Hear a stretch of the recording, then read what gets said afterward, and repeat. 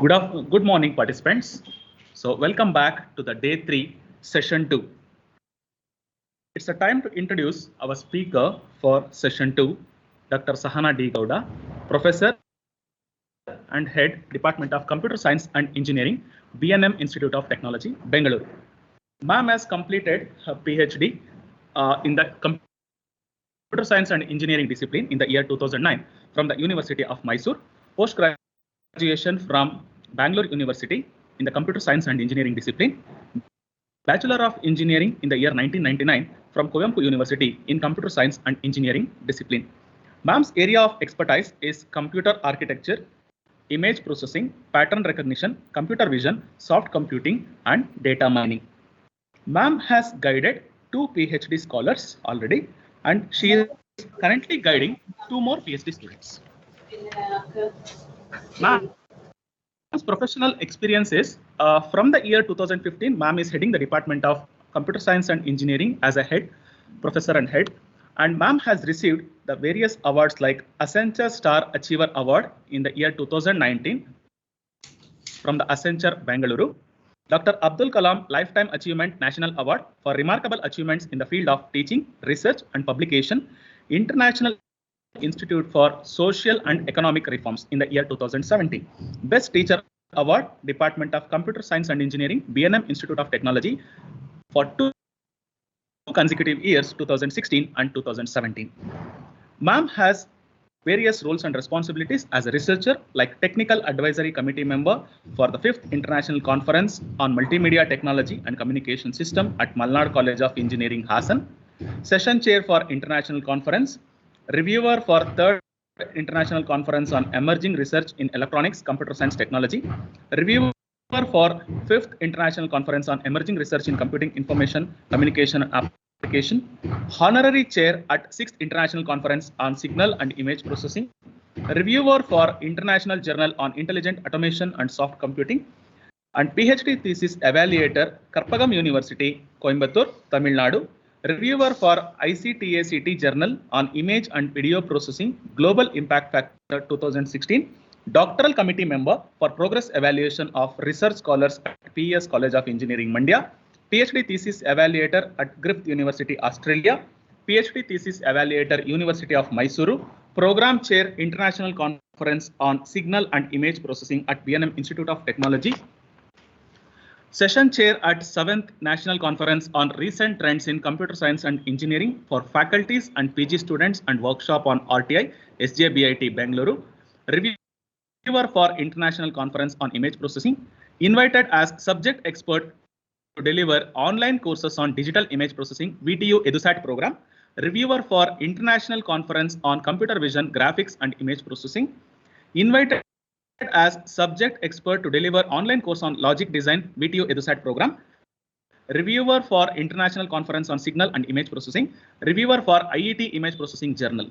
And also, ma'am has a part of the various committees like Editorial Board Member, VTU Newsletter, LIC Committee Member, VTU, Board of Examination Member, Board of Studies Member, Malnad College of Engineering, Hassan, Board of Studies, Computer Science and Engineering, Siddhganga Institute of Technology, Tumkuru, from the year 2019 to 21, nominee of VTU, Belagavi.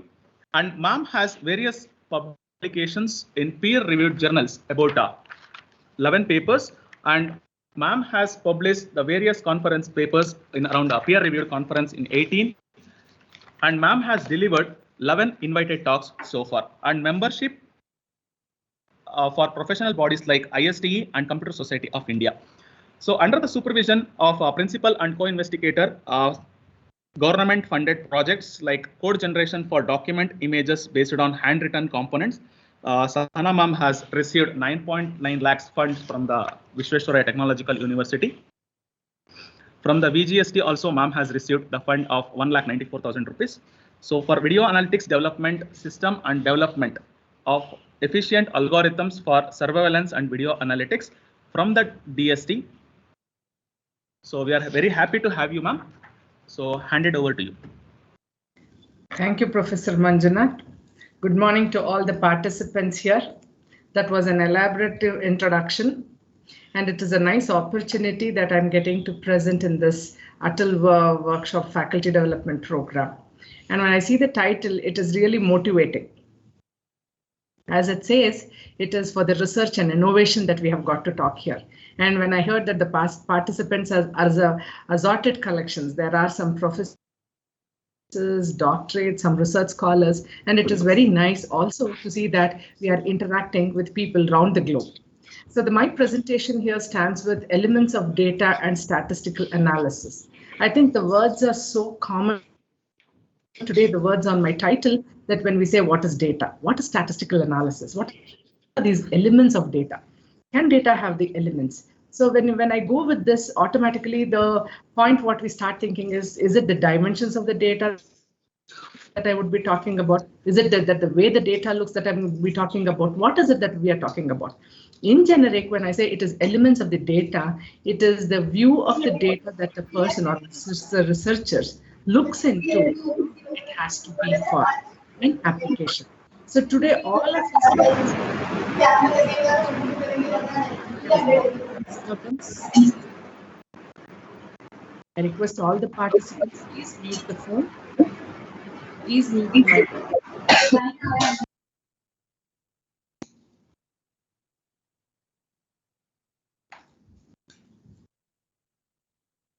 Yes. So when we see this, there is like when you look at into the researchers picking up the problems, what kind of problems are they looking into? We want to see that the problems that we are going to solve should be live for next 5 years, where you can make it a patent, where you can make it a copyright, and where you can see that it can become a product. So for that, we have to see what literature tells us. We have to see what is that is existing today. And then we have to take up the next level based on the limitations existing in the models that are available today. To do that, a researcher has got to look into a complete literature survey, like what is happening around the globe. No restricting it to the context of the location, not restricting it to the national level, neither restricting it to the level where you say that this is for this community.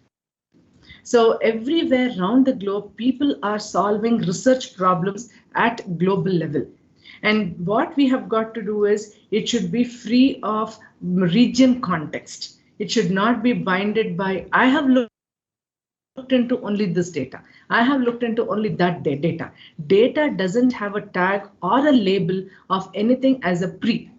It is free. So when we say it is the elements of data and the analysis of this data, tomorrow we may match it to any. So that is what would my complete presentation be. So I would be like looking into what is the data. I would be looking into what are the various statistical analysis. I'll not be intending into any of the software tools, but I will be listing what are the software tools that you can use where these kinds of functions, what I would be talking on, are built in. So that is one advantage of researchers today, that rather if you don't know conceptually the topic that we discuss or the topic that you want to use in the research, you use a direct built-in function. But that what is the major disadvantage of doing that is you will not know the limitation of the output that you're getting from a built-in function. Then you have to use a very vast data sets that are available to test it on whatever the model that you have developed, to see how good it is, where it is not working properly, why it is not working properly, then what is the limitation that it is causing. That is what a researcher has got to do here. So I'll drive through my presentation and I shall see to that even a start researcher can understand what I'm doing. And I've also taken up a case study of one particular data, how a researcher has taken up into a problem without fixing it to an application. Right? So first let us look at what is data, right? What are the elements of data? We know that today, I think many of y'all are talking about starting from a tiny cell phone, what you have it in your hand, right? individual person data. You have the contact list, you have so many WhatsApp messages, you have so many WhatsApp images, you have your own selfie photos, which are all collected, and you have your independent cloud that is given by the service provider, and the data is there. For you, you are tagged with your own data there, right? And depending upon your usage, the data would be voluminous, right? When I go to a service provider, he masks the individual information of the person and he can share the data with anybody. So when individual personal information is masked out, and when I get all the information, some images, some texts, and all these things, I don't know where and where it has been generated. It's a data that I have got it. When I say it is images, when I say it is a text, right? Isn't it? It is a heterogeneous data. How come there's all these heterogeneous data? Look at the beauty of the network that carries from one end of the globe to the other end. Never we have thought whether we are going to make a network burden. Never we have thought, but we just keep on clicking on it to see that it has to reach the send receiver, right? Successfully, you have to send it. But when you think about it, like, did we really realize that it was the one, the data is getting accumulated here? So, for example, many of us are at home where there is multiple automations. Unknowingly, there are so many automations that are already driving us for the safety, for security, all as well as the comfort where you have to stay. So that also IoT is driving lots of data. All of you, most of us have cameras on the external walls of the house to monitor it. Isn't it that is creating a data? Are we analyzing that data? Yes, you already have so many apps that have been developed, a basic solution model that is developed where it alarms when you know that there are unknown person ringing the doorbell. So lots of, be it healthcare today, the problem, the major problem, what we are facing, right? All of us have gone for the RT-PCR test. All of us have been vaccinated. How much of data is getting accumulated? Isn't it data voluminous? What is it? Is India, US, China, Russia, Australia, be it UK, everywhere, they have the same format of data that they have maintained? No. For the easy way, for the easy, comfortable way that they want to analyze, they have formatted the data. The raw data which comes into a system is an unstructured data which is voluminous, velocity, that is how fast the data is getting created, isn't it? And variety, the different formats in which the data are coming up, right? And whether you don't know that, how many times, let me say Sahana has gone to RT-PCR for 6 times. Is that the data has been made centric in perspective of the sample, or is it day-wise, or is it that the state-wise, or is it that the location-wise, or is it when they have just categorized it into 2, whether it is a positive or a negative case? So you can just see, I mean, when you look at some data, you have to draw some inferences. When you look at some data, you have to draw some statistical line. What are we wanting for?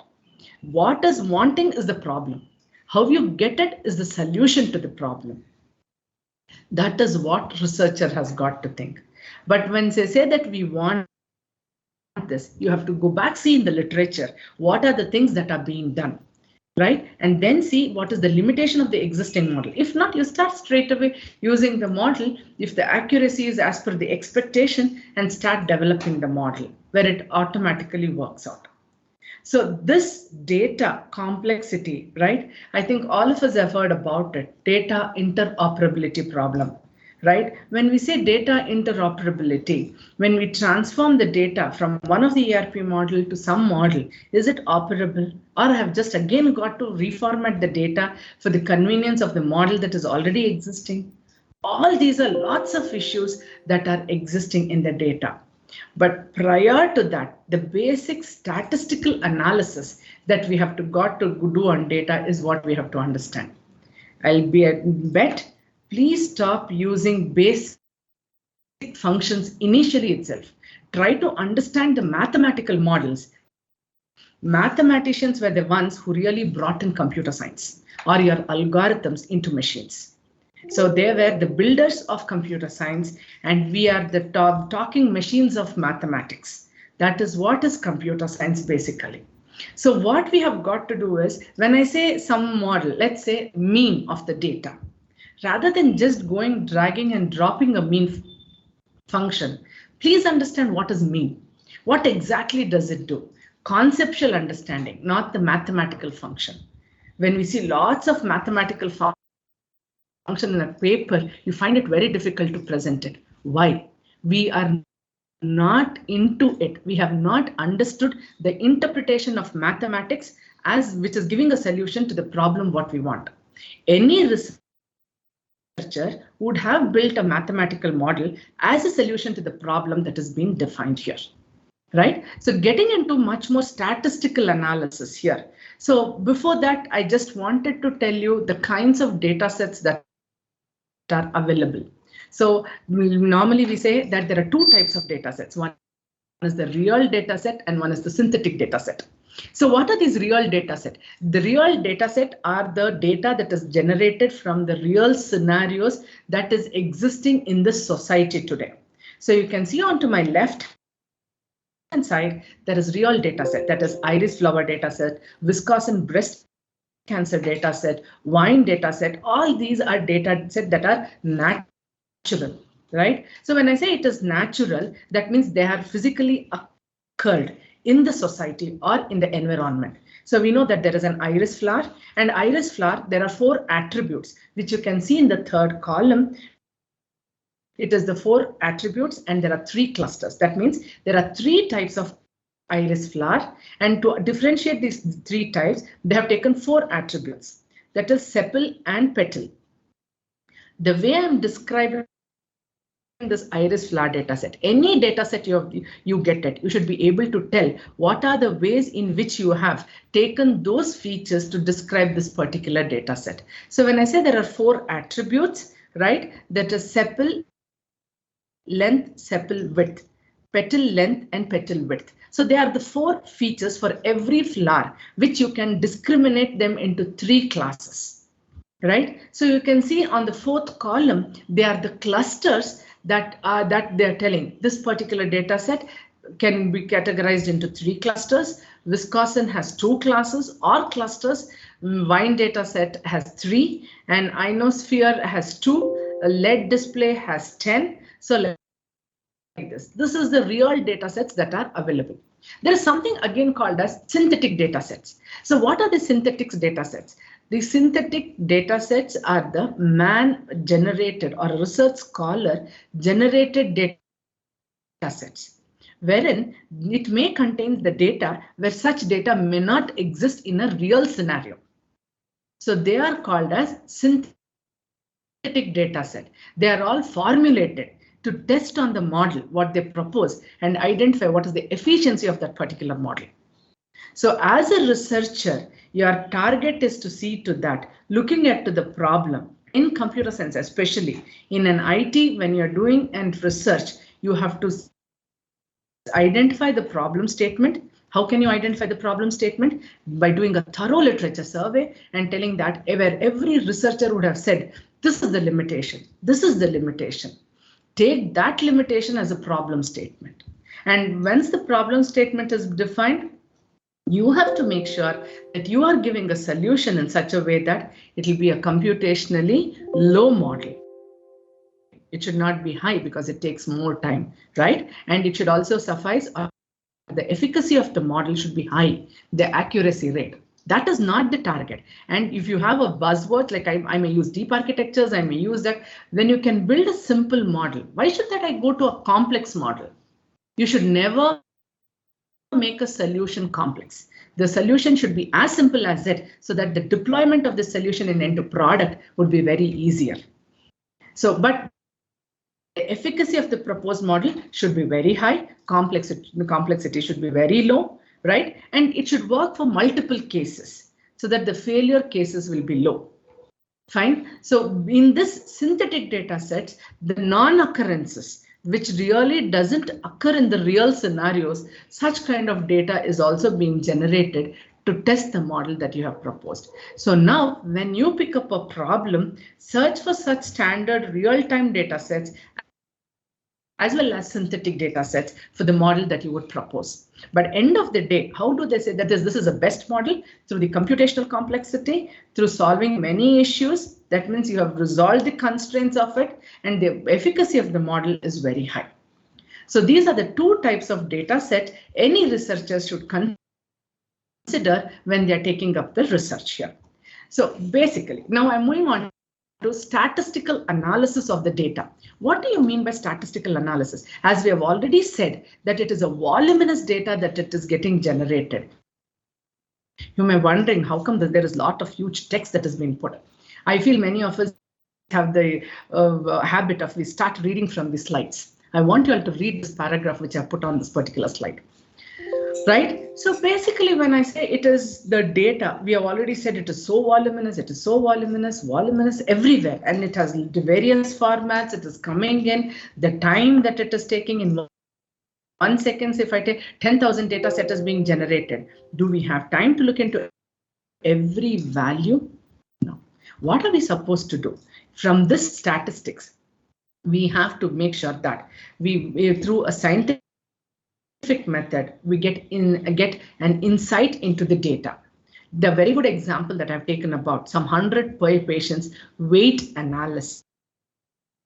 Let's say they are all diabetic patients. So when I go to measuring, when I've taken the weights as one of the attribute of the patient. Weight is one of the attribute of the patient, right? So how do I do it? What is the informative account or the information that I can extract from this? Let's say they're of age between 40 to 50. Let's say they weigh some range. When I say 40 to 50, it is the range that I'm talking about. Right? So now I understood from the age, when I say what is minimum, what is maximum. Right? So all the values are ranging between that. So I know the lower limit and the upper limit. Isn't it an information that I've got now? When I just find out the maximum value among them and the minimum value among them. Now I can say that there are people from 30 years or 40 years to 50 years, I have said. Now with that, taking this, what I want to know, how many people are of 41? How many people are of 42? How many people are closer to 50? If I have to do that, can I give a representation to it? Can I give a pictorial representation so that I can get the hit value where it ranges for? So there are two types of representations, basically. Graphical presentation and numerical summarization.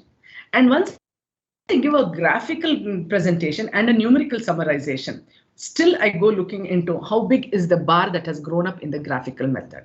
How is the number ranging in the numerical summarization, isn't it? So when I summarize the statistics, I have to make an inference and I have to predict next. What do I say that? Let's say the people at the age of 41, 42, 43 are lesser. There are more people at the age of 58, 59. I'm sorry, 48, 49 and 50. What is the inference? Automatically you get it. Most of the people are diabetic at the age of 48, 49, 50. Very few of them are 41 and 42. So your typical cases says that they can have two clusters based on age, based on their values, based on their data. I mean to say the weight or the values of the diabetic blood sugar level that you're testing. So when we looked into it, can we do it manually? We are not able to do it manually because healthcare, not only healthcare, I'm just taking the example of healthcare, the number of people, you just go to Clumex and stand. How many people are going for a blood test every day? Right? So when I said how many people in Bangalore, in one of the region in Bangalore, when I say one of the region in Delhi, right, it also counts to the total number of people living in that particular area. Look at the inferences that I'm drawing. Look at the connections that I'm drawing to understand how big could be the data. What are the different attributes that I should consider for this particular scenario of healthcare to analyze the number of diabetic people in that particular location. Now I say Bangalore, next I say Karnataka, next I say India, then I say globally. So is that only because you worked on Karnataka, your model will not tomorrow work for global, or your model will never consider for India?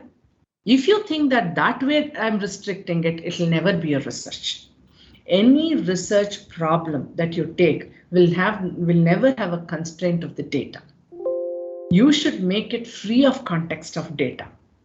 So with this, what I understand is that any data that has been gathered, the statistical analysis basically tells that you have to draw the information from the data, give a representation to the data, either in a pictorial form or in a numerical form. And from that, is it possible to predict it? I think any projects which you have done, you can just go through and categorize your levels of analysis into these, what I'm talking of.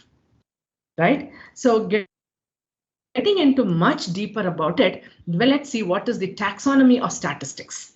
So statistical methods have been categorized into two models, the descriptive method and the inferential method. So why they say it is descriptive, why they say inferential, and when should I take descriptive, when should I take it inferential, depends on the application that you consider. You can make it, but simply you cannot. What is happening in today's researcher is that they never think about it. Can I use this model? If I'm using this model, why didn't others use it? What is the advantage of me using this model if others have not used it? It's not a fancy names that you have to pick up from machine learning algorithms, or it is not the fancy names that deep architectures are today buzzing in the market. It is always on the problem that we have stated. We have to clearly tell that, because it will give you much more efficacy or efficiency.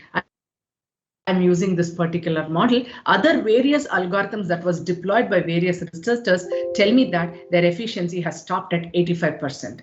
And you also have got to try that and say that, yes, I'm not able to improve it above 85. That is why I took a much more little bit complex model where I can improve the efficiency from 85 to 95. Beating it out, just making a paper is not a researcher.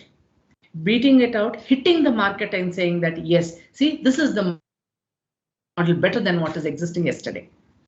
You should be such kind of a researcher who can really contribute to the wellness of the society. That is very important. Coming to the descriptive method, they have categorized into univariate, bivariate, and multivariate. So applied to means, and many statistical method in the inferential, actually in the inferential, they use something called as the supervised model, the inference engines that they have constructed. So there is some supervised knowledge about the data that they have a matching what they do it here. Rather than me going into a tree structure, what is them, I'll take up them each one. More of what I have concentrated on, basic models, mean, median, standard deviation, right? I've taken it up to see what actually mean contributes. When do I really want the mean of a particular data? Is it that I'm doing in a unidimensional? When I say a dimension in statistics, it is nothing but the attribute. Right? When I'm just taking age and weight, there are two attributes. When I'm taking age, weight, and work, there are three attributes. Then I can say it is 3-dimensional. If you take more than one, then it is multi-dimensional. If you take one dimension, then I say it is. When I take age alone, when I can say that, I categorize on age, it is a unidimension. I don't have any other things which I have to do. When I take age and education, right, then it is 2-dimensional. Anything 2 and above is a multi-dimensional data. And for that graphical representation, we have various representations that are available, right? And today you all are so comfortable because there are lots of softwares. I think you know those, right? Python, the best one which you all are all using. Easy, but there are lots of built-in functions. Anybody who can list me built-in function limitations, why not? Why can't we question us? Trigger your questions. Find out what can be the best. Can you, the limitations of the function, can you write 2 or 3 more lines adding to it? Where it was giving just for this, it was not working for X kind of data. It is working for Y kind of data. Why not on the X? Analyze it. Output-driven research should never be there. You should never know what is your outcome in a research. You could just write the objectives what you want to solve it. Right? So getting further into it, the statistics described a numeric set of data by center, variability, shape. I'll just talk about. I have taken frequency distribution model with some examples to show you what you can think. What kind of a data where you can transform it and find out what is your inference from that transformation, what we would have done here. So before getting into that, I've just put here some of the definitions to make you easy understand here. When we say what is a variable, variable could be one of the characteristics of an individual or an entity, right? A variable can take different values of different individual. Variable can be categorical and quantitative, isn't it? So when I say, so you can ask me attributes and variables, does it really vary? No. A variable, again, a variable, I am not restricting it to a format or a type. When I say it is an attribute, then I say it is a weight. So again, in a weight, I can say whether you're measuring it in kg, whether you're measuring it in grams. So that is format variations that it can be. So when I say it is a nominal, so it is a categorical variables with no inherent order or ranking. So you don't have to say in a nominal, it is just a sequence. Let's say gender, male, female, right? So the Roman numbers when I use 1, 2, 3, 4.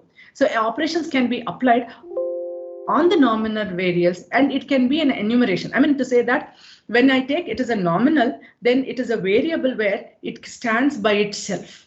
It has not got that this is the primary and this is the secondary. But when I have an ordinal, then the variable is an inheritant, right? For example, let's say when I have to weigh something, what is the weight of left hand? What is the weight of right hand? What is the weight of my head? What is the weight of my legs? And I put everything together, gives me a complete weight, isn't it? So there are some things that it have been inherited from, right? For example, now when I have made a curry, what are the ingredients weight that I've added to that particular curry?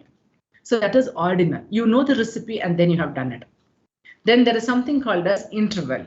Value of the variable are ordered as an ordinal and additional. There is difference between, like, what is happening here is, like, say for example, then there is temperature, or whether you take it in Celsius or whether you take it in Fahrenheit.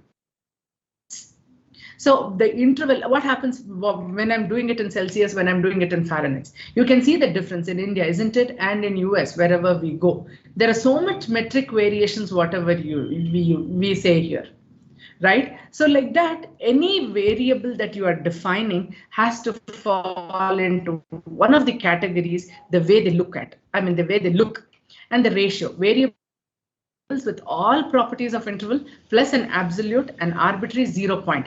Age, weight, temperature, addition, subtraction, multiplication, and division. And normally we don't say it is addition, subtraction, multiplication, and division. We say that we are just doing some manipulation on that particular data. So when we are doing a manipulation on the data that is available, we are just transforming it or changing the look of the data for a better inference. That is what is basically statistical analysis. So when I say it is a distribution, what is distribution? Let's say, as we know now, I have to categorize the participants in this particular workshop. What should I consider? Should I consider age? Should I consider their experience? Or should I consider their cadre? What really matters here? So, and now when I ask you that question, you'll ask me for what are you categorizing it? Isn't it? So that is an add-on to that and say that, okay, I just want to see what is their experience or how many years have been they working on in it. So naturally, the eldermost would be working better. Or you may say that, no, the eldermost started only 2 years back. The younger one is working from past 10 years. Look at the perspective in which you can look at the data. It is not to just put somebody somewhere. It is just to analyze. It is just to understand. Why do we analyze? You have to draw inference from it. You have to draw your conclusions from it. Find out what you really want to understand from it and what you really want to do on it. Isn't it? Tomorrow, if something new, irrespective of whatever you have learned has come in, you will start looking at it on your experience, whatever you have understood, whatever the analysis that you have done, and try to categorize that entity or sample into one of the classes that are available. And if you think that it is not at all possible, I have to define a new class to it. Is your machine capable of doing it. Yes, it is, isn't it? That is the era where we are, where machines will enact as a human brain, but they will never replace a human brain, because human brain is the one who really built this machine. Who is superior, machine or human? Human is always superior, isn't it? And when an human looks at a new situation, the act of that particular situation will be so normal you can accept it. But for a robo, it will never be the same, right?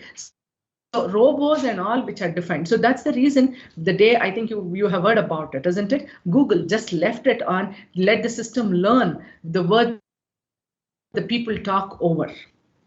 What did it actually learn? Was it in a methodical way that the researcher or an software engineer or an implementer would have designed it? Did it work like that? There are lots of documentary which have come out. You could go into it. See, today the research, as I tell you, not 10, 15, let me say 15 years back, what was happening is not today. Research was too far by bringing it to the knowledge of the youngsters who's coming up in education. But today, you start doing research today, tomorrow or day after, because there are so many people thinking on the same lines as you want to do also. So you have to be on that crick where you are really saying that, yes, till yesterday, this is the problem what they have stated. So in next to the distribution, I shall take an example here on frequency distribution. So let's consider a data set of 26 children of age 1 to 6 years. The frequency distribution of a variable age. So first see the first table. The age, every age is an independent entity, or if I can say, it is an independent class here. Age 1, age 2, age 3, 4, 5, 6. Can you see that? There are 5 kids of age 1, 3 kids of age 2, 7 kids of age 3, 5 of 4, and 4 of 5, and 2 of 6, isn't it? And look at the number of classes. There are 6 classes here. And in each, totally there are 26 students and there are 6 classes. But when you come to my second table, I have made it into 3 classes, isn't it? Where I said that, you can ask me the question, how did you make it into 3 classes? Why do you say that 1 and 2 can come to 1 class, 3 and 4 come to 1 class, 5 and 6, is it because they are closer numbers? No. Do you think that the mental growth of these kids could be closer to each other? Why not 2 and 3? Why not 4 and 5 were coming together? Because it's a slow transition, isn't it? Slow growth. It is not a drastic growth. There is nothing that it has grown drastically. It is slow. Where is your cut point? Where is the threshold of you to say, isn't it? Between 2 to 3, what is that you have defined? You crisply said 2 is into 1 class, 3 is into another class. That is what is fuzzy. Can you define this fuzzy? How can you resolve this fuzziness? Fuzziness is a state of confusion. It is not clearly defining where. So can I say tomorrow 2.5? Okay, so can you give me the difference between 2.6, then this side 2.4? So at every level, the ambiguity clearance is not there. But still, I'm forced to put that threshold to say that this 2 belongs to 2 different classes. Right? And the case study which I have taken very clearly shows where automatically you can cut off and say that this 2 belongs to 2 different clusters. So this distribution of the age, can you get it? See, when I said 1 and 2, 3 and 4, 5 and 6, at some point, would you accept when I have to club 1 and 6, 2 and 5, 3 and 4? I never did something like your math model. I did it with some intention that 1 and 6 should come inside. Clearly define how come 1 and 6 are coming closer. That is all application dependent. I don't say that. There is, and in research, you need not have to say that it has to go like this. If you can prove why you did it, it is worth it. You can take it. So from 6 class, I could reduce it to 3 class, where there every class had a unit value in the first table. But whereas in my second table, you can see the range, minimum and maximum. Minimum in the first class is 1, maximum is 2. So there are 8. So how did I get it? So I know that 1 to 2, 5 plus 3 is 8, 3 to 4, 7 plus 5 is 12. 5 to 6, 4 plus 2 is 6. It looks very simple because my data is just handful. If it was running into pages, would you sit and put it each one into count? How do you mathematically define it? Can you put an if-else statement and compute it? If you can you see the values and do it? That is what a machine is helping out for you to do it. With this, next time move on to cumulative frequency. What do you mean by cumulative frequency here? So the cumulative frequency is nothing but the number of occurrences. I think you agree upon that, isn't it? Frequency is nothing but the number of occurrences. Now, because we know that we have taken 26 children of data that we know that they are, then their whole number. Now, if I take the weight of stones, right? I don't think that your frequency would always say that it, I mean, the attribute of the weight would always be a whole number at every point of time. Probably then what you would have done, you would have categorized it into, you're forced to categorize it into ranges here, isn't it? The cumulative frequency of data, what is nothing but, if you can see from the first table, right? For age 1, there were 5. From then 5 plus 3 is what I get. And the third row is 8. 8 plus 7, what I get is 15. 15 plus 5 is what I get is 20. 20 plus 4 is 24. 24 plus 2 is 26. 26 is the total number of children in the class that you have got. Right? Similarly, I wrote it for even the range grouping, which I had done from 1 to 2, 3 to 4, 5 to 6. So which one do you consider would be better? Ranging would be better. It again depends on the application. We cannot say that you have to, it is no rule that you have to be using it at, you have to use it like that itself. For the convenience of easy computation, you can transform it to any form of space for analysis. Right? So data representation, I think very simple. If most of you all have tried out few machine learning algorithms, the KNN algorithm, K-means algorithm, all these things what we had done, everybody would know that every sample is plotted on an XY plot or a 3-dimension plot or a 5-dimension plot, isn't it? Normally what happens is that we don't plot the samples with attributes on the plot. I think if anyone of you all have an answer, you can tell me if you all have tried it out. If there are 100 samples and 8 features, I've just taken an example. If there are 100 samples and 8 features, right, then what happens? I have to do every feature comparison between every sample which I have got to do in 8 dimensions. Simple as such. If I have to do it, then let's say that I compute the distance between the 2 samples here. When I compute the distance between the 2 samples, what happens? I get one value. The distance between me and this laptop is just 1 feet. If I could say that, then the distance between every object in my room, right? Every object is a sample here. Fine. So it is just the distance. If I have got to do, I get one value. Right? And then what happens? I take a distance matrix, and in that distance matrix, there will be sample versus sample, the x-axis versus the other sample set. Then I get the dots on the XY screen. So to represent this particular data that we have got, there are something called as which generates patterns on an XY plot. I've already said it is graphical and numerical representations that we have got it for data. In graphical representation, when I plot it on an XY plot, what happens here? You have dots scattered everywhere. And when you know that, I think probably we are so much used to the dots on an XY plot indicates, you know, that there is some data analysis happening. What is the inference that you're drawing on this particular data? Best example is KNN. I think you know what is KNN, or K-means algorithm that we take up, isn't it? Where you find out the seed point, and from that seed point you see the next closer point, so that you group that particular sample into the cluster of the seed point. And till where will you group it? So you set as threshold. Until some 0.3 value, you just be grouping the samples into the class. So for example, just take one XY plot, you scatter all the points everywhere, you take the most exterior point, right? Choosing the seed point itself is a complex problem in KNN. Have anybody tried it out? If you're using a built-in function also, how do you select a seed point? How do you remove the outliers in the cluster? All these are simple things that you have to try out independently for better understanding of data, for better analyzing, okay, what was the problem? When I choose the seed point, what happens? When I choose the seed point in the middle of the cluster, what happens? What is the nature of the way the points are being distributed in an XY plot?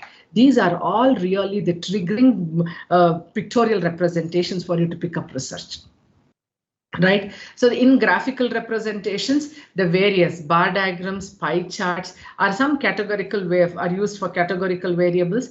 Histogram, stem, leaf, and box plot are used for numerical variables. I've just put one diagram for each of them for you to understand. So how do you know that these are categorical variables? These are numerical variables.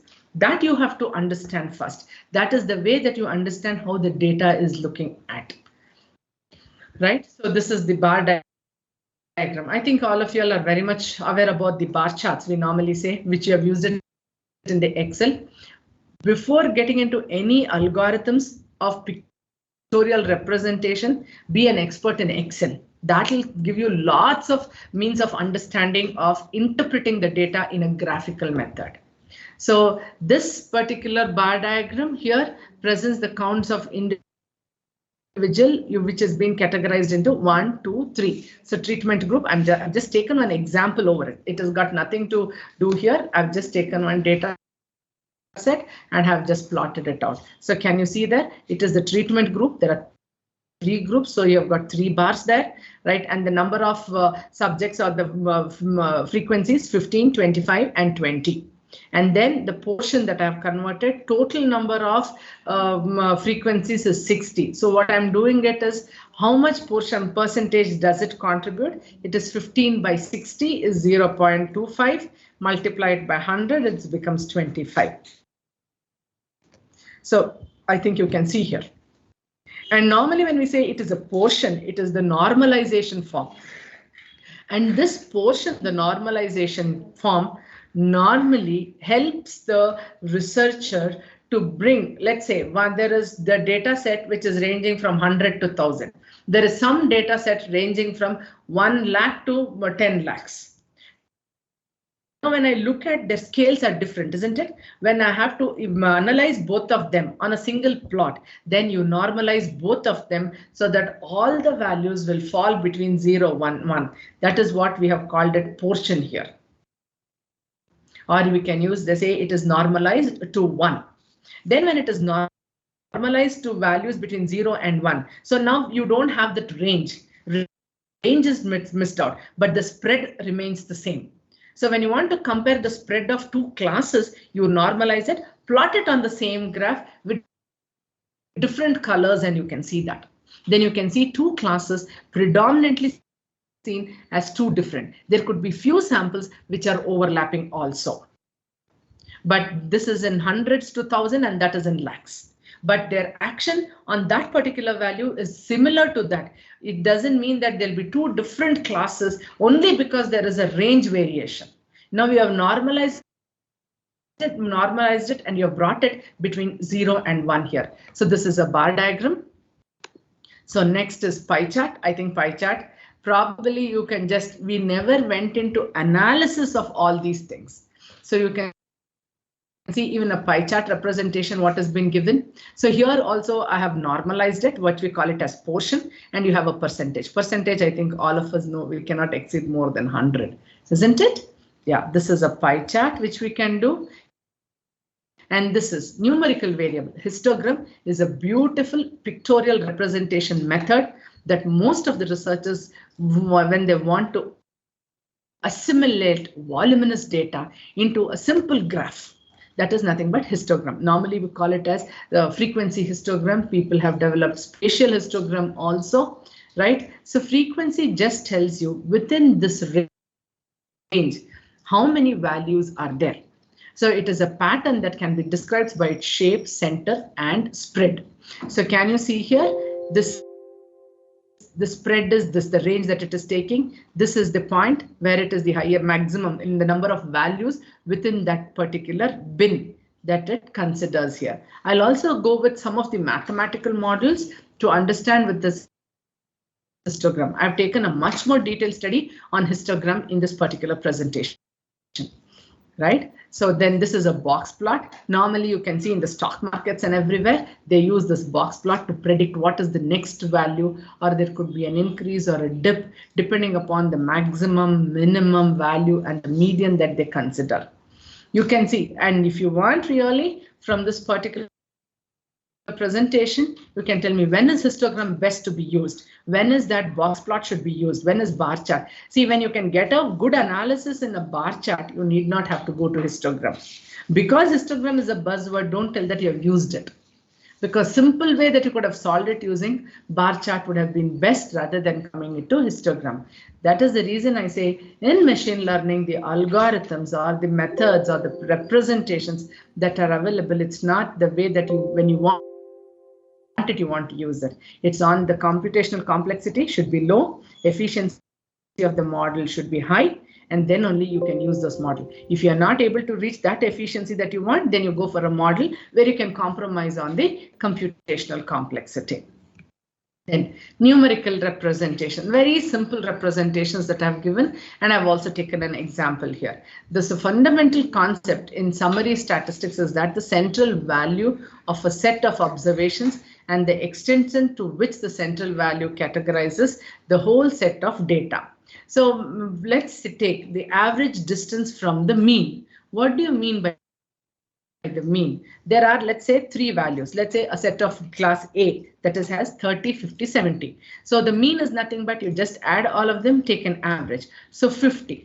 But the distance of observation from the mean data set A is larger than the data set of B, because 50 to 70 is bigger, whereas from 50 to 60 and 50 to 40. It looks very simple because I've just taken three values. That's all. Imagine it is a 10,000 value attribute that I'm trying to analyze here. So the mean of a data set is a better representation of the data set than in that case of A here, because you can see 50 and 40 and 50 and 60 are equidistant from each of them, isn't it? But 30 and 50, 50 and 70, they are far away compared to B class, what they have considered here. Right? The center measurement is a summary measure of the overall level of the data set.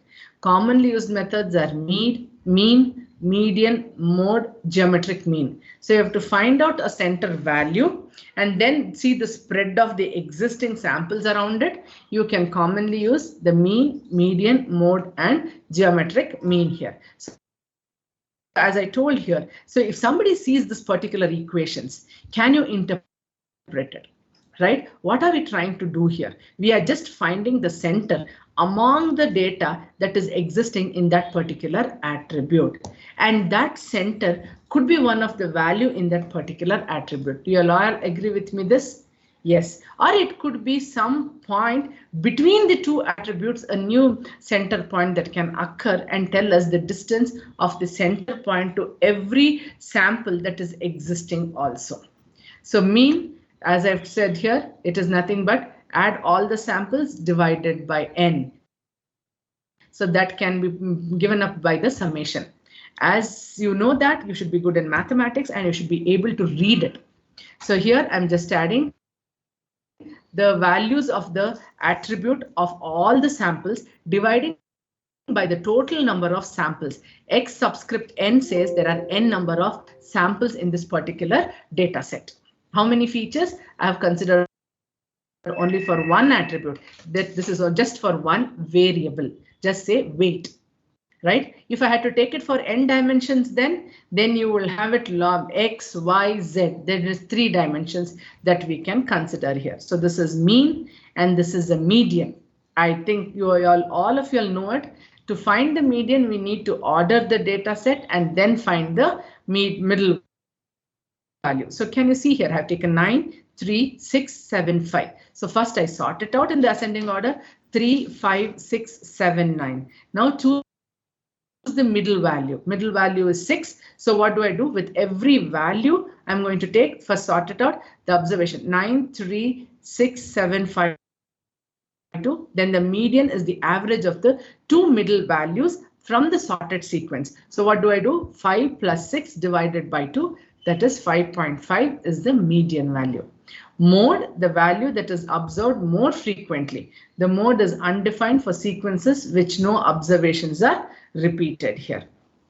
So you consider mean or you consider median. Try out which gives you a better representation, which gives you a better analysis. We cannot say mean is best, median is best. As I already mentioned from the beginning of my presentation, it is on application dependency that you have to use the mathematical model to find the center of the data, right? So the methods of variability measurements. So variability, we can say that how good the data has been dispersed or scattered onto it. So commonly we take is the range, variance, standard deviation, interquartile range, coefficient of variation. Coefficient of variation, further you can take it to principal component analysis also.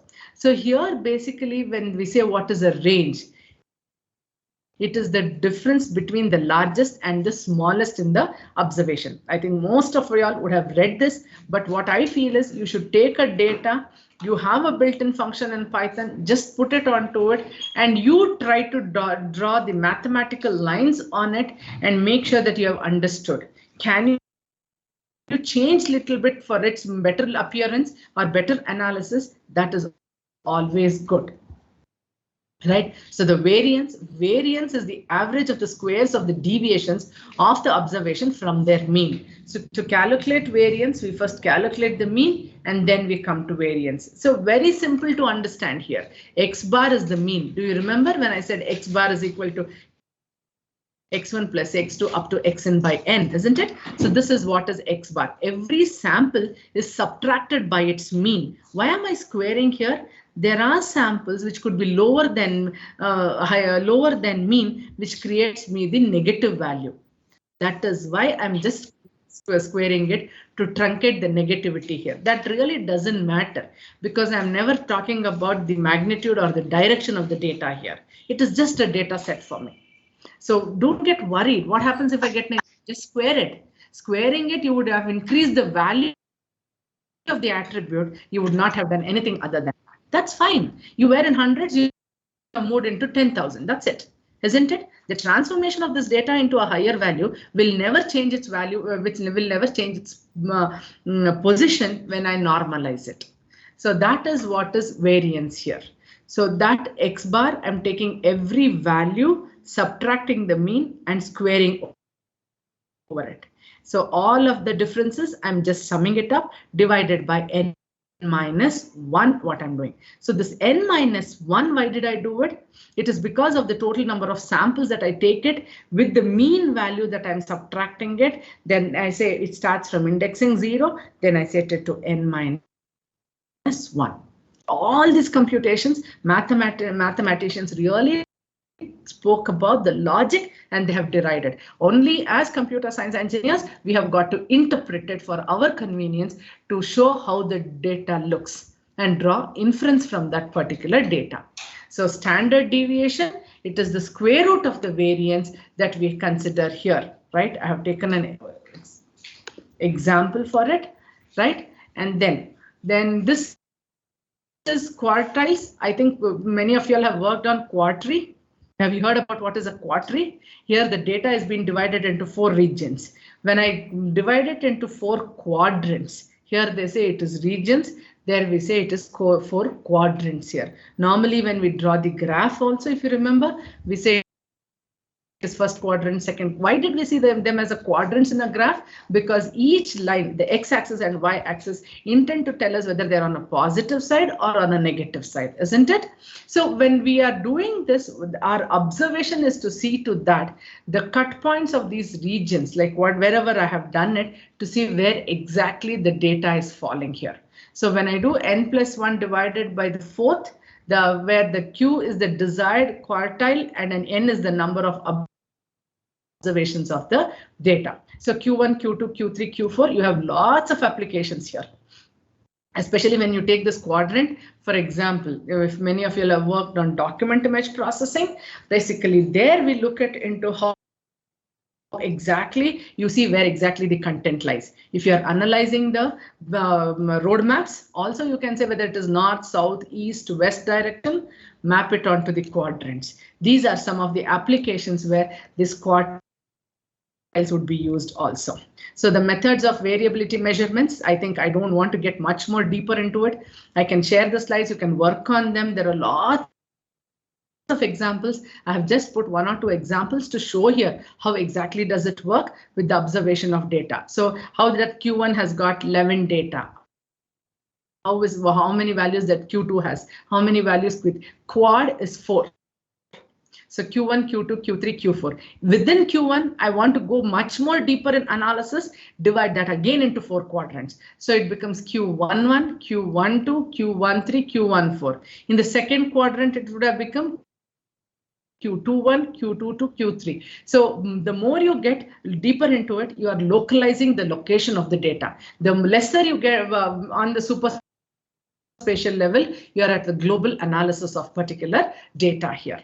Right, deciles and percentiles. I think this percentile words are buzzed in for second PU students if they're taking up JEE mains or all these things. How do they calculate? So these are such a simple math which we can apply it and bring out the inference on very huge applications here. So that is what I have just tried to put here. If the data is ordered and divided into deciles is nothing but decimal 10 parts. The cut points are called with 10 points.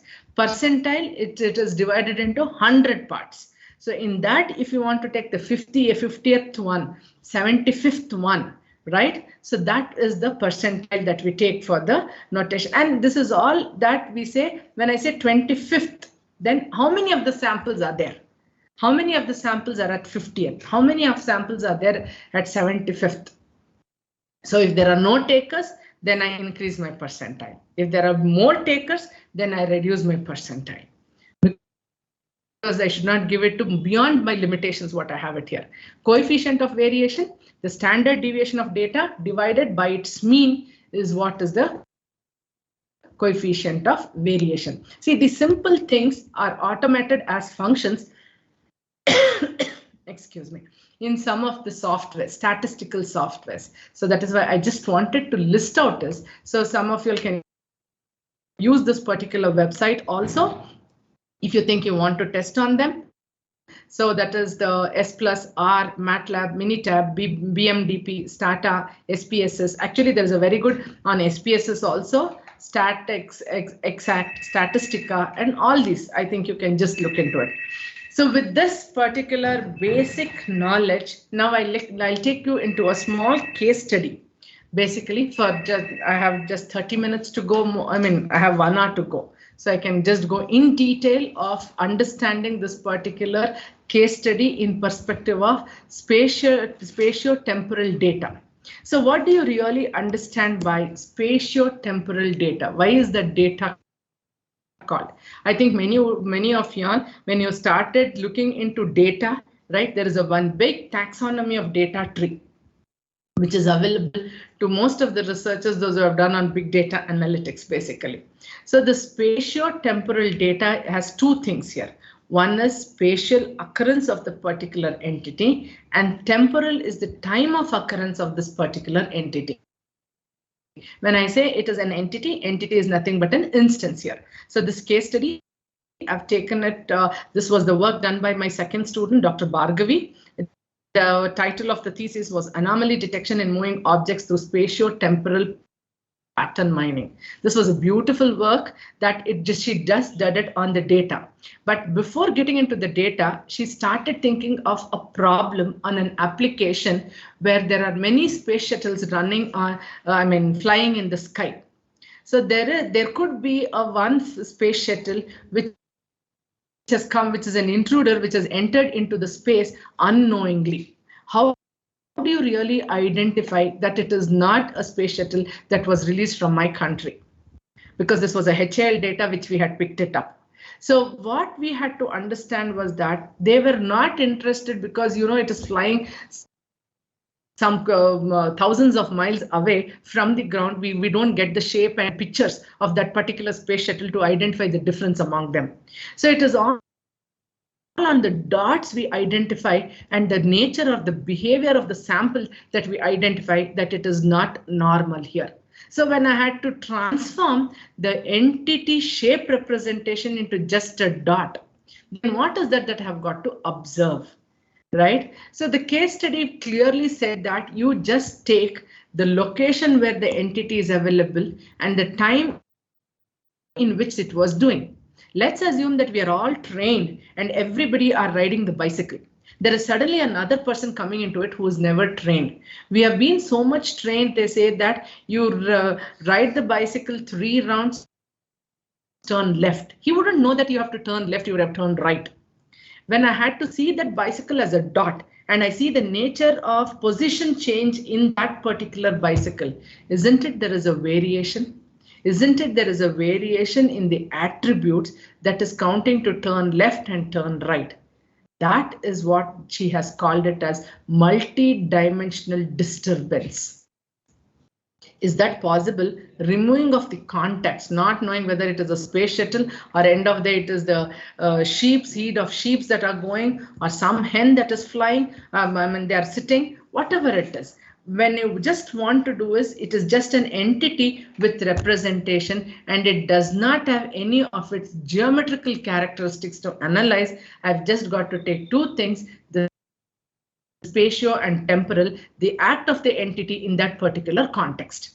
So that made us decide that we should take up spatio-temporal data analysis, where you have to find out an anomaly and this anomaly is based on the disturbance that is caused in the data values, where the data values are generated through the attributes that are considered here.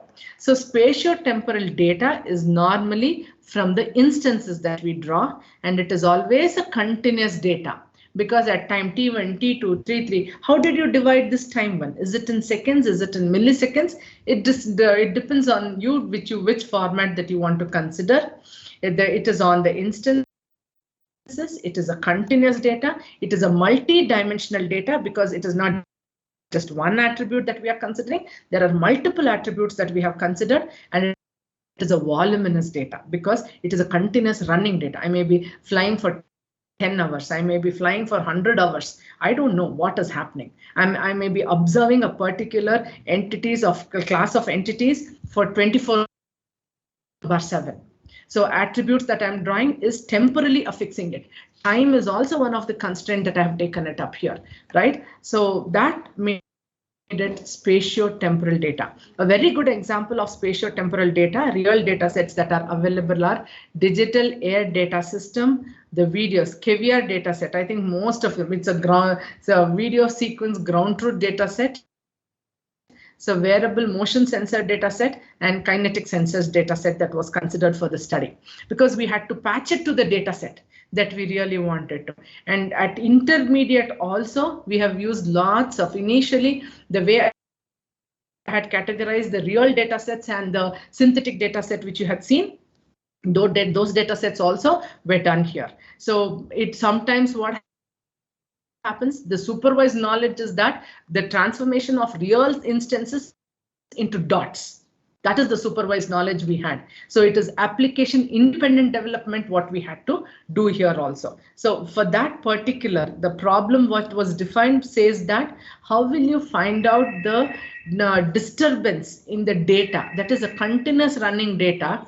I know that it has to go 1, 2, 3, 4. Suddenly I see 8 in between. So then is it really a disturbance or is it acceptable value difference that you consider? To understand this particular disturbance, this research was carried out here, right? So before getting into it, how the spatio-temporal data just got converted into patterns. And from this pattern mining, how did we find out these are the rare or infrequent patterns? Rare or infrequent patterns are ones which tells that they are the anomaly here. I think I may not be very fast, but I'm generally giving a perspective of how exactly the problem is being solved here. So if you'll have any questions, I am not able to see if you are raising your hands, or we will solve the queries at the last. I can finish it within, I can give you 10 minutes time. If you have any queries, right, then I can answer to your queries. Right, the spatio-temporal data is getting converted into patterns. What do I mean by that? Again, I don't want to assess them by taking the mean, variance, standard deviation or anything. I want to give it a pictorial representation, a graphical representation. So when I give it a graphical representation, I know it is on an XY plot, some dots that are standing. How do I connect these dots to give some mathematical model to it? So that patterns, we made it as spatio-temporal patterns. And these spatio-temporal patterns were being mined here.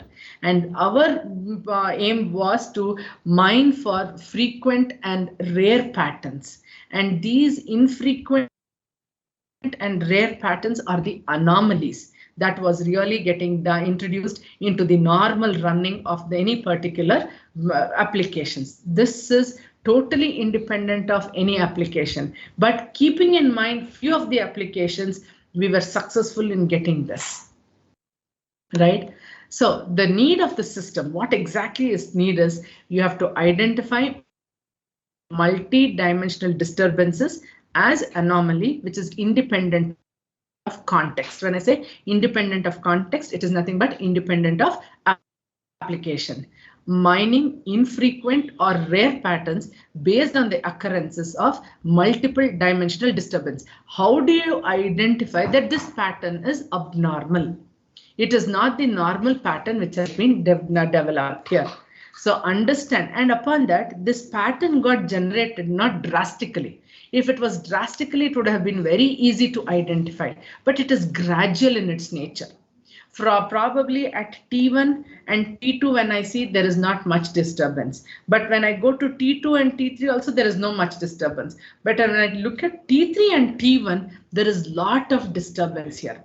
So there is the gradual change in the pattern in the temporal phases for you to understand, yes, this has occurred, but it is an abnormal nature.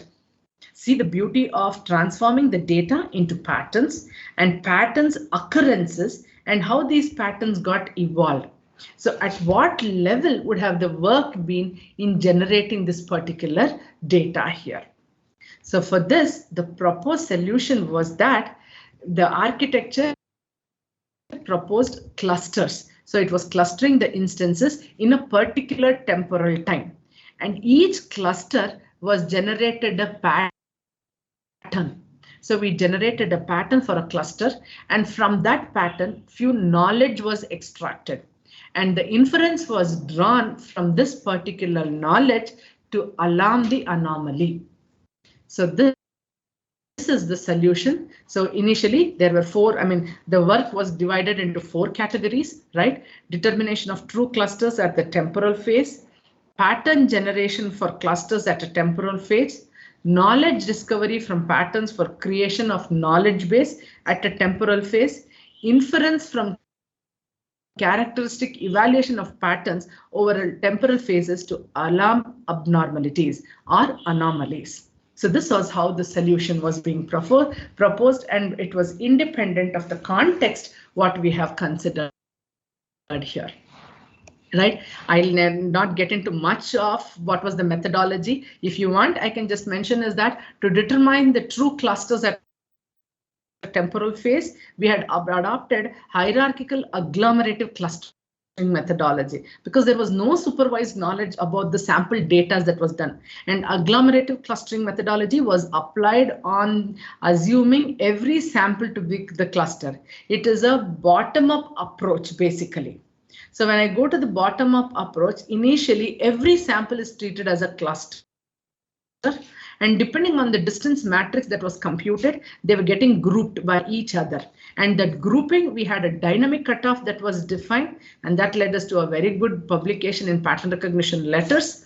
And how do you validate that this particular cluster is true? That is the reason then we went into trying it on real data set, the methodology that was devised, right? And also on synthetic data set. So superior knowledge was there that it has to automatically stop at 2 class. But we didn't know whether our method never said that it stops at 2 class. It's based on again a mathematical model that we had considered two things.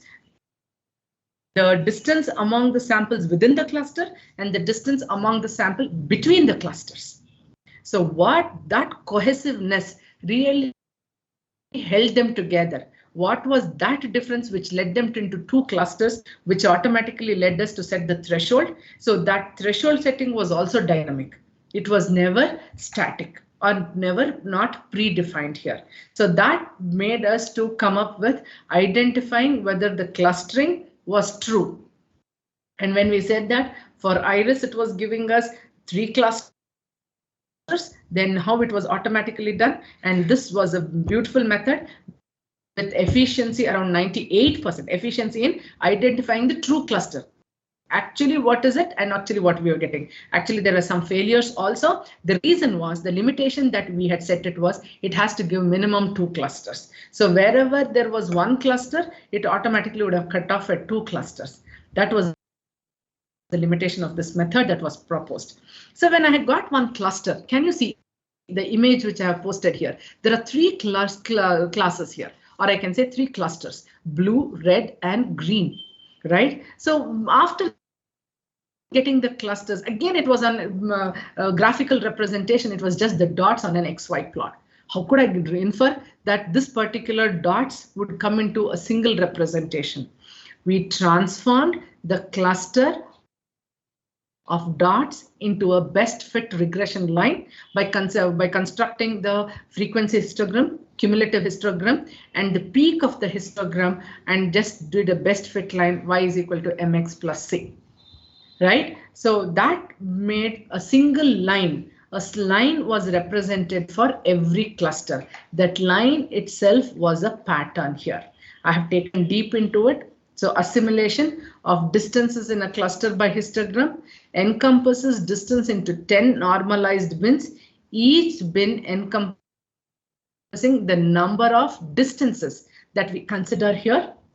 And done. This histogram, I said this is the cumulative histogram. First you can see here. Here initially it is 0 to 1, we have 10 bins, and it is the values are up to 200.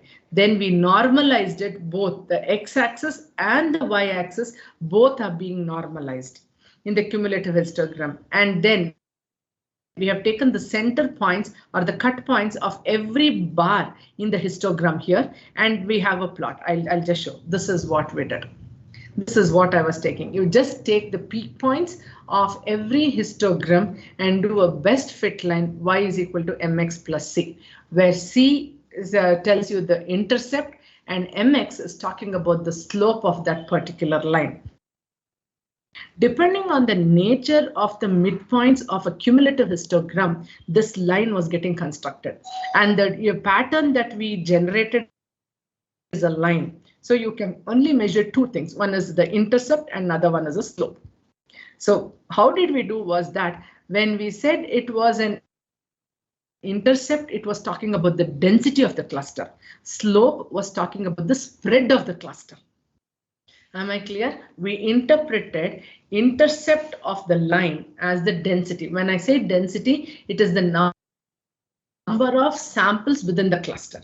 When I say spread, how far are the samples spread? What is the spread of the samples in that particular clusters? How do you see the spread? You can just compute the distance matrix among the samples in the cluster and just plot it onto the XY plot. That automatically, I think this we had seen it. You can see in this.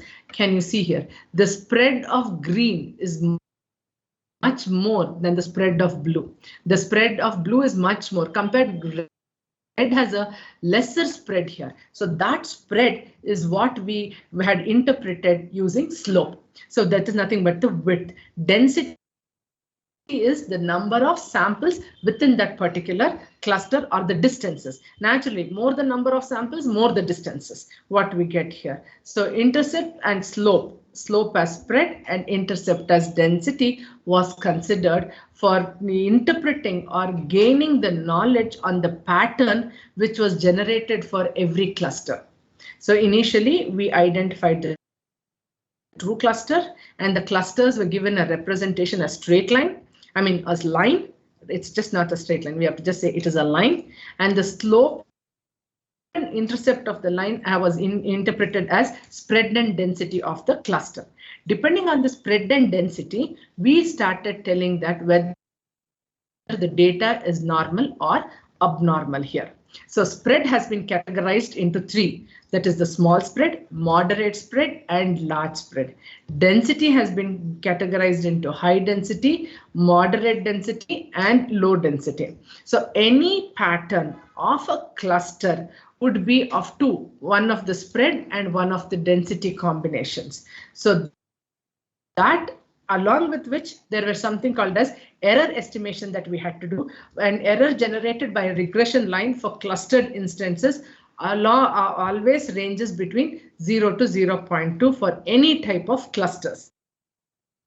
So this was also the analysis that we did. So how was the error computed? It is nothing but the square root of summation of y minus yz squared by n. So it is just the Euclidean distance. It is the distance from a point on the line to the actual point that is not on the line, right? That is what is y and y dash that we took. We cannot take it as x1 and x2 because y is the actual point where it had to be. Y dash is the point where it is available there. So that distance, what we calculated is the Euclidean distance that we applied, and we called it as an error here. And it is normalized range of y, maximum error rate. Witnessed is only 0.2, which is negligible, and we just eliminated that. We never considered that. So you can see here the knowledge extraction, how exactly pattern was there. Pattern again was interpreted in terms of slope and density, slope and intercept, and slope and intercept was again into spread and density. So with that combinations, the various low slope, high intercept, low slope, moderate intercept, low slope, low intercept was not at all possible. So that is why we have indicated as invalid.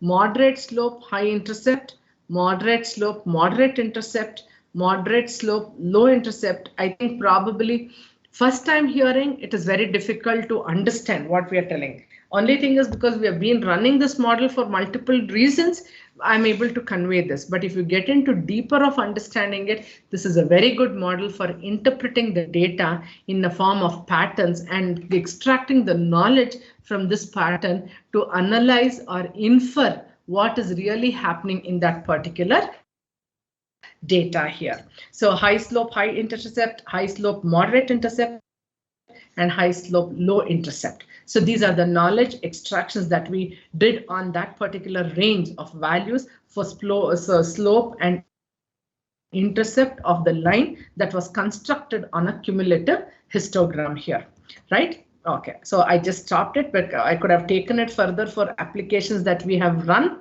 I think I have, yeah, it's 1 o'clock. If you have any queries, I can take it.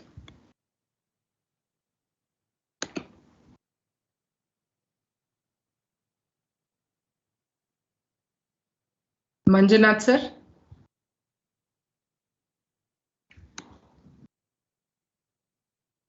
Yes, ma'am. Yeah, if anybody has query. No one has raised the hand so far, ma'am. Dear participants, if you have any queries, please raise your hand. I'll give you the privilege. You can unmute.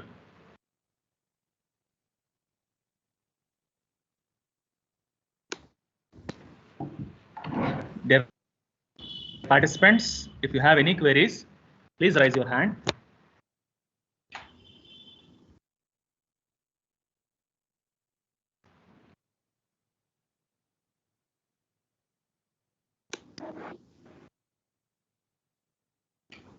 I think no. No question. Okay. I see. Yeah, one person has raised somebody. The hand. Yeah, ma'am. Ah. Vishal sir, you can unmute, sir. Hello, madam. My Yes, name sir. is Vishal, madam. I am speaking from Tumkur, Karnataka. Okay. Madam, in hierarchical clustering analysis, you draw one graph, madam, showing that the samples are in clusters. Hierarchical agglomerative clustering. Yes, I draw a cutoff line to show the clustering. Yes, madam. There you are showing that the samples having the similarity, those samples which are having similarity. Is there any other method of representation, madam, by graphically showing that these are the samples, they are having the similar characteristics like that? Than agglomerative clustering? Other than hierarchical agglomerative clustering, what are the other methods that we can use? Yes, madam. Yeah, you can use. You have k nearest neighbor, where you can just give the seed point and you can do it. But that is a supervised model. There is a one method, one way of representing. We usually do. We usually use dendrogram, no, madam. Other than dendrogram, is there any other way of representing? Dendrogram only is the hierarchical agglomerative clustering generates dendrogram. Okay. Yeah. These clustering techniques, dendrograms is nothing but a pictorial representation of clustering technique. Okay, ma'am. Thank you.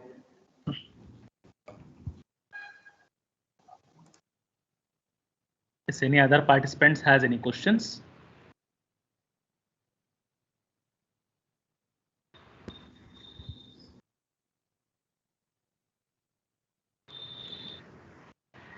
We will wait for 2 more minutes. If you have any queries, please raise your hand.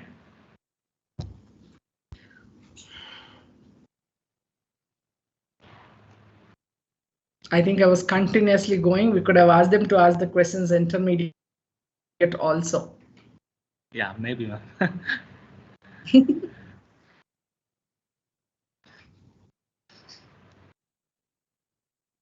I think there is no questions, ma'am, from the participants end. Yeah. Then I can stop. Thank you. I think I've closed a little bit early itself. Thank you so much, ma'am.